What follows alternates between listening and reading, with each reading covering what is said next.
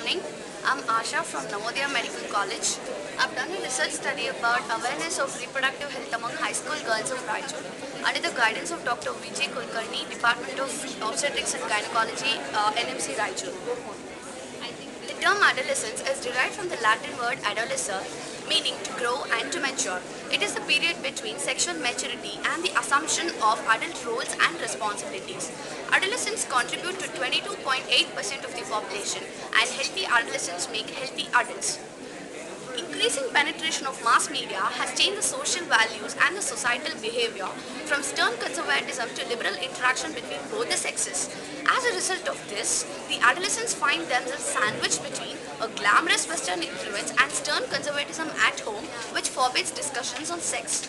This arouses their curiosities and instincts, and this dichotomy aggravates their confusion. A large number of adolescents in India are out of school, malnourished, sexually active and get married early, landing up in miserable conditions. Around 35 million sexually transmitted diseases occur among adolescents every year, and 50% of new HIV infections are made by adolescents every year. Adolescent mothers between the ages 15 to 19 contribute to 1/5 of all childbirths worldwide, and they're prone for complications like spontaneous abortions, premature labor, stillbirths, and pregnancy-associated complications like PIH and anemia. Recent research shows an increasing trend in the sexual activity among adolescents. This, along with the lack of awareness, leads to early sexual activity, high fertility, and low contraception. Raichur is one of the backward districts of North Karnataka, wherein the innocent girls land up in miserable conditions because of their ignorance about sex, sexual health and related affairs.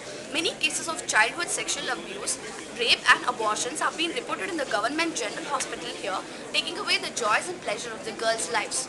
So the condition is alarming and calls for a very judicious planning and execution of projects. Having this in mind, I conducted a non-interventional cross-sectional and a descriptive study involving 560 girls in the urban schools of Raichur between the ages 14 to 17 years. It was a non-interventional descriptive study wherein a pre-tested questionnaire was given to them, and it contained simple questions to assess their knowledge about basic things about reproductive health. They were instructed to solve them. Later on, the results were analyzed and represented graphically. A brief talk was also given to the girls about the need for awareness of reproductive health. My study revealed a very low awareness about reproductive health. Having attended Menarche, the girls knew very little about menstruation. Parents were the major source of their knowledge about reproductive health, which was 62%, and so they seem to be playing a very important role in teaching hygienic practices to their children. The knowledge about sexually transmitted diseases, especially AIDS and contraception, were also meager. It's very evident from the graph that just 54% of the girls have extended their support for sex education in schools as a part of their curriculum, and this was the main focus of my study. 2% insisted that sex education should be given only in girls' schools, where 43% were against them. So the future perspectives include that the semi-urban and the rural areas should also be made aware of these issues, and it's the need of the hour. It's important to educate the adolescents through adolescent-friendly health services and non-governmental organizations. Efforts should be made to know how and where the adolescents spend most of their time, how they seek health information and health services. Pictorial representations and visual aids can be very appealing. Programs like National AIDS Control Program and Reproductive and Child Health Programs should be strongly implemented across all levels in the country.